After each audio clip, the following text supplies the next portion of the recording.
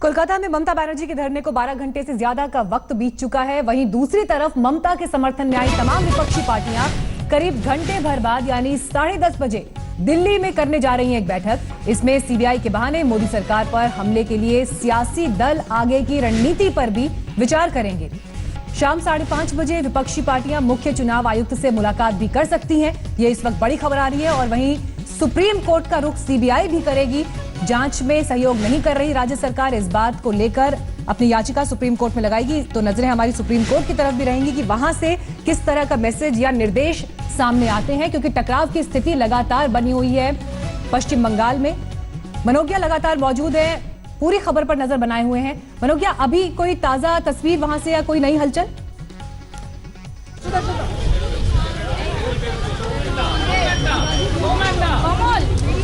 जी, जैसे ही बात कर रहे हैं, इस समय यहाँ से निकले हैं कोलकाता पुलिस कमिश्नर राजीव कुमार, जो आए, कुछ मिनटों के लिए मिले और उसके बाद निकल गए वापस। यहाँ पर अभी नहीं है और ये सबसे बड़ा आज का डेवलपमेंट होगा, क्योंकि कल सुबह 5 बजे, आज सुबह 5 बजे तक वो यहाँ पर थे, यहीं पर बैठे हुए थे कोने में साइड में, लेकिन उसके बाद वापस घर गए और अब फिर आए हैं। मुख्यमंत्री ममता बनर्जी से मिलकर फिर आगे बढ़े हैं और वापस यहाँ से निकले हैं।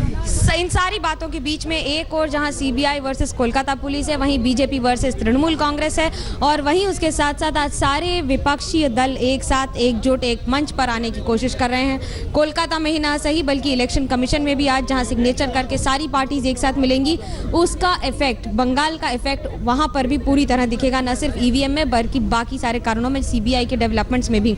अभी तक जितने भी डेवलपमेंट्स हुए हैं उसमें सबसे महत्वपूर्ण ये रहा है कि ममता बनर्जी ने साफ कहा कि राजीव कुमार बहुत ही आहत हैं, उन्हें बहुत ही तकलीफ हुई है, क्योंकि जिस तरह से उनका सम्मान किया गया है, उनके जैसे एक क्रेडिबल ऑफिसर को ये शोभा नहीं देता है और उनको जिस तरह से ट्रीट किया गया है उसकी वजह से हो सकता है अगले कुछ घंटों में कोई ऑफिसर भी आकर कैमरा पर बात करे और फोर्स की तरफ से भी अपनी बात रखी जाए। लौटते हैं मनोज्ञा आपके पास। संजय, आपके पास कोई नई जानकारी सुप्रीम कोर्ट से? हमारे पास जानकारी यह है कि सीबीआई ने जो अर्जी लगाई है उसमें सीबीआई कोर्ट से यह कहेगी चीफ सेक्रेटरी बंगाल सरकार, डीजीपी बंगाल पुलिस और राजीव कुमार कमिश्नर विधाननगर, उन तीनों के खिलाफ सुप्रीम कोर्ट की आपराधिक अवमानना की कार्रवाई तय की जाए और साथ ही राजीव कुमार को जांच में सहयोग करने का निर्देश दे सुप्रीम कोर्ट, क्योंकि जिस तरह का रवैया सरकार का और पुलिस का रहा है उससे साफ जाहिर है कि वो जांच में सहयोग नहीं कर रहे हैं। न केवल सहयोग नहीं करना, उदासीन रहना अलग बात है, लेकिन उन्होंने जांच में रोड़े अटकाए, सीबीआई की टीम को हिरासत में लिया, उनको परेशान किया, उनका अपमान किया और उनको जांच नहीं करने दी।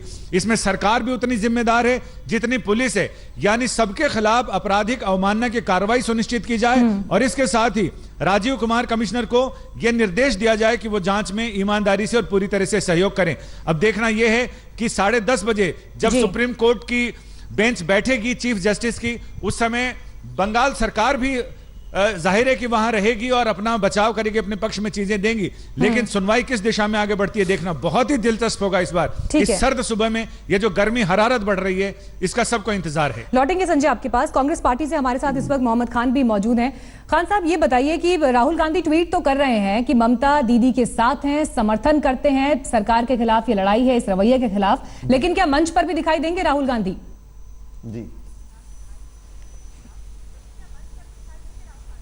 जी बिल्कुल मीनाक्षी जी, अभी बातचीत चल रही है और जैसे दिन आगे बढ़ता है आप देखेंगी कि वहां पे जो परिस्थितियां हो रही हैं, सारे नेता वहां पे उतरेंगे। अभी हमें कोई ऐसी खबर है नहीं कि राहुल जी जा रहे हैं, क्योंकि अभी मुझे पता नहीं ममता जी ने बुलाया है कि नहीं, मगर आप देखती जाएंगे जैसे ये डेवलप होता है तो I am certain that Rahul ji will also go. मैं संजय जी की बात में एक बात जोड़ना चाह रहा था। संजय जी जो बात बता रहे हो बहुत महत्वपूर्ण है मीनाक्षी जी, क्योंकि ये लोग 10:30 बजे, आपको पता है क्यों सुप्रीम कोर्ट में मेंशन कर रहे हैं? इन लोगों ने अर्जेंट एप्लीकेशन लगाई है और इनकी रणनीति देखिए जरा मीनाक्षी जी। ये लोग मेंशन करेंगे और बोलेंगे देखिए हमें अपने काम करने से रोका जा रहा है। ये सारी परिस्थितियां तो नहीं बताएंगे। जब तक ममता सरकार जवाब देगी, ये कोर्ट से ऑर्डर लेने की उसमें है जल्दी में। और क्यों है जल्दी में? क्योंकि उस ऑर्डर का अगर अनुपालन नहीं किया ममता ने, चाहे कितना ही वो डिस्ट्रक्टिव ऑर्डर हो, मगर वो अगर उसका पालन नहीं किया, इमरजेंसी डिक्लेयर करने की परिस्थिति बन जाती है। ये लोग इंजीनियर करने की कोशिश कर रहे हैं, ये है इनकी रणनीति, जो मेरा शक है।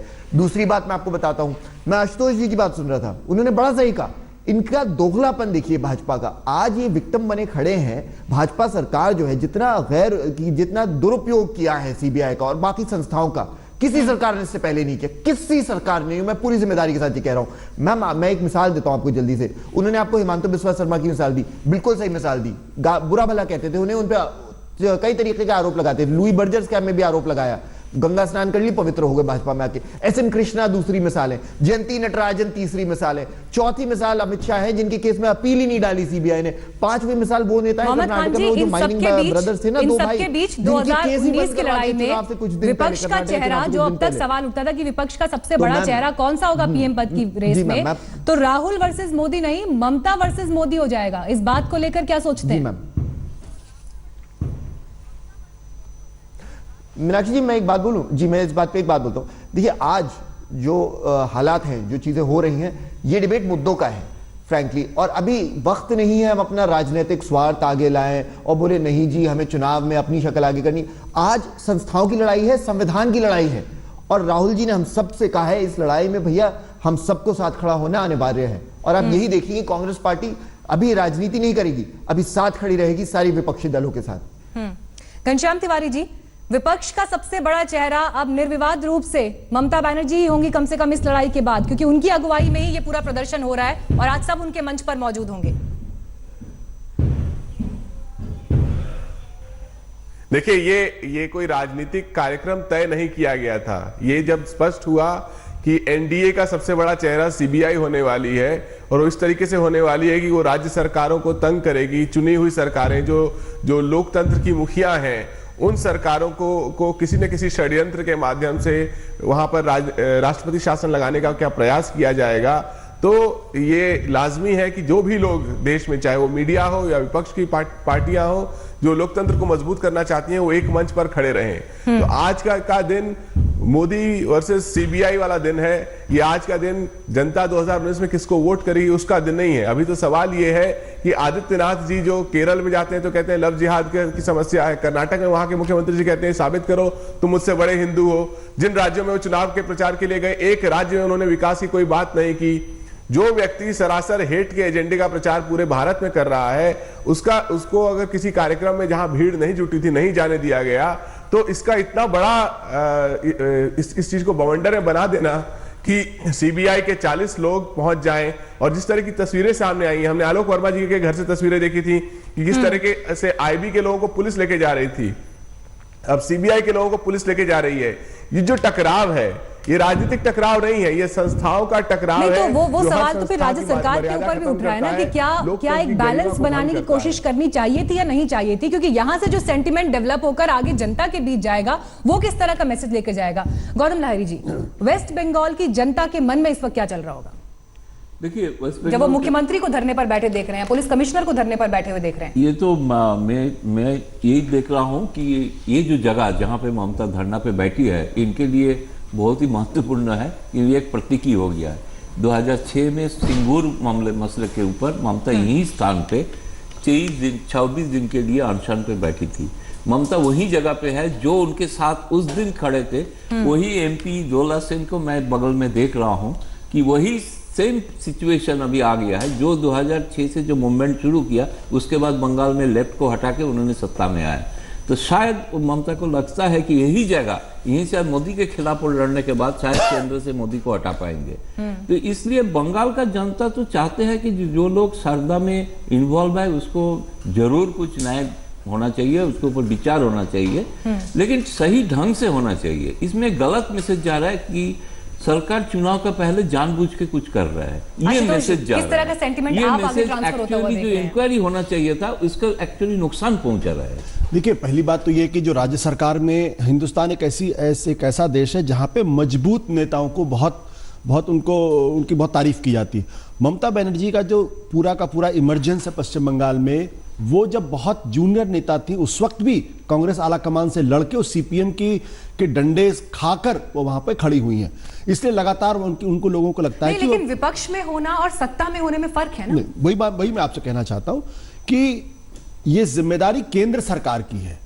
राज्य सरकार केंद्र सरकार के बीच में केंद्र सरकार बड़े भाई की भूमिका में होती है। अगर मान लीजिए राज्य सरकार की तरफ से कुछ गलती भी हो रही है तो केंद्र सरकार को कम से कम वो स्पेस देना चाहिए। इस पूरे मामले को अगर आप ध्यान से देखिए तो कहीं ना कहीं यह शक पैदा होता है कि जो लोग शारदा घोटाले में पहले इन्वॉल्व थे, अगर वो बीजेपी की तरफ आ जाते हैं तो वो पाक साफ हो जाते हैं। मुकुल रॉय जो शारदा घोटाले के लिंचपिन एक जमाने में माने जाते थे, जिनको बीजेपी लोग पानी पी कर गालियां दिया करती थी, वो मुकुल राय आज बीजेपी के साथ है और कोई एक बीजेपी का आदमी नहीं कहता है कि मुकुल राय की जांच होनी चाहिए, उनको गिरफ्तार करना चाहिए, क्योंकि वो पश्चिम बंगाल के अंदर बीजेपी की जड़ों को मजबूत कर रहे हैं। दूसरी तरफ हेमंत बिश्व शर्मा जो एक जमाने में कांग्रेस के साथ थे, आज बीजेपी के साथ है, उनका नाम भी शारदा घोटाले में आया।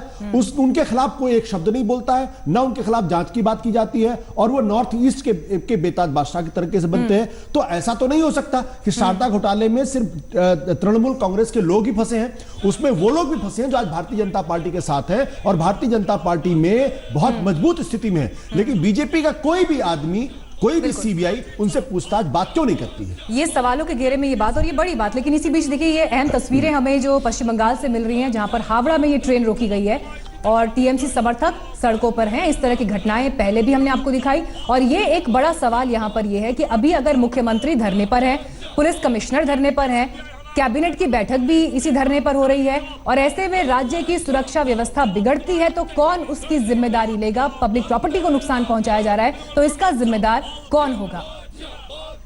और जैसे जैसे दिन आगे बढ़ेगा इस तरह की आशंका भी है कि ये हालत और आगे बिगड़ सकती है।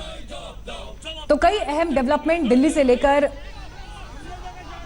कोलकाता तक इस वक्त हो रहे हैं। सुप्रीम कोर्ट का रुख अब से कुछ ही देर में सीबीआई भी करने वाली है, विपक्ष की बैठक भी दिल्ली में होने वाली है। तो पश्चिम बंगाल की ये स्थिति आप देख रहे हैं जहां पर बैनर पोस्टर हाथ में लिए झंडा लहराते हुए टीएमसी का समर्थक दिख रहे हैं और ट्रेन को यहां पर रोका गया है। लेटेस्ट खबरों के लिए यूं ही देखते रहिए आज तक और इस वीडियो के पसंद आने पर लाइक, शेयर एंड सब्सक्राइब करना ना भूलें।